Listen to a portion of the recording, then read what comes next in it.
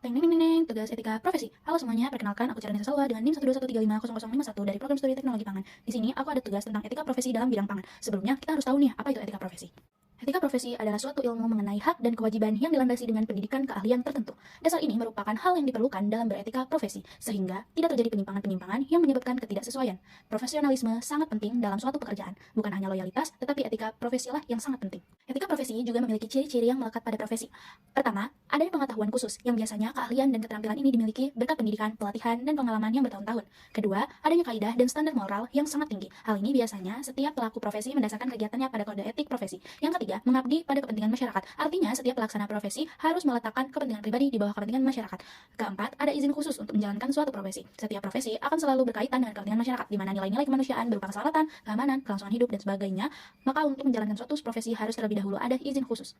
Sebelumnya, ada 3 tahapan utama dalam industri pangan. Yang pertama produksi, pemrosesan, dan pendistribusian. Pertama, kita akan membahas etika yang relevan dalam produksi produk. Pertama, keamanan, memastikan bahwa produk yang diproduksi aman untuk digunakan oleh konsumen. Yang kedua, kualitas, memastikan bahwa produk memenuhi standar kualitas yang dijanjikan kepada konsumen. Yang ketiga, keberlanjutan, memperhatikan dampak lingkungan dari proses produksi. Yang keempat, hak pekerja, memastikan bahwa pekerja yang terlibat dalam produksi diperlakukan dengan adil dan layak. Kelima, transparansi, memberikan informasi yang jelas dan jujur kepada konsumen tentang cara produk yang diproduksi, bahan-bahan yang digunakan, dan praktik produsen lainnya. Yang keenam, inovasi berkelanjutan, mendorong inovasi dalam proses produksi untuk meningkatkan efisien, mengurangi dampak lingkungan, dan menghasilkan produk yang lebih baik. Ketujuh, peningkatan produk dan proses, selalu mencari cara untuk meningkatkan produk dan proses produksi berdasarkan umpan balik pelanggan dan berkembangnya teknologi. Yang kedua, etika yang harus diperhatikan dalam pendistribusian produk pangan. Yang pertama, kesetaraan dan keadilan, memastikan bahwa produk didistribusikan secara adil kepada semua konsumen tanpa diskriminasi.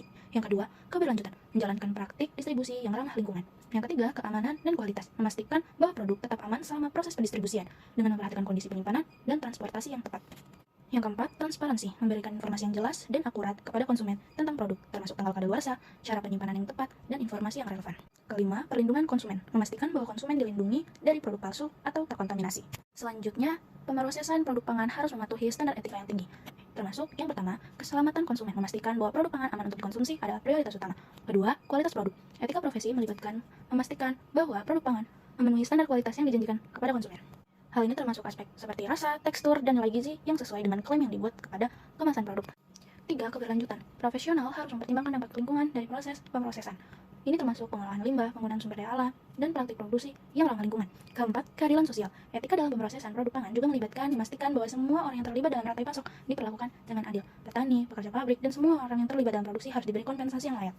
Kelima, transparansi. Profesional harus memberikan informasi yang jelas dan akurat kepada konsumen tentang produk, termasuk bahan yang digunakan, metode produksi, dan informasi gizi.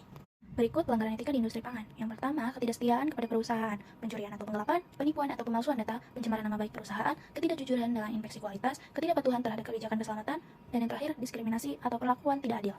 Adapun contoh ketidakpatuhan terhadap kebijakan keselamatan di industri pangan, meliputi tidak menggunakan peralatan perlindungan diri, ketidakpatuhan terhadap prosedur pembersihan, penyimpanan bahan kimia dengan tidak aman, tidak mengikuti prosedur pengolahan yang aman. Selanjutnya, penggunaan peralatan yang rusak, tidak mengikuti pelatihan keselamatan, pemrosesan limbah yang tidak benar, dan yang terakhir tidak mematuhi standar kesehatan dan kebersihan.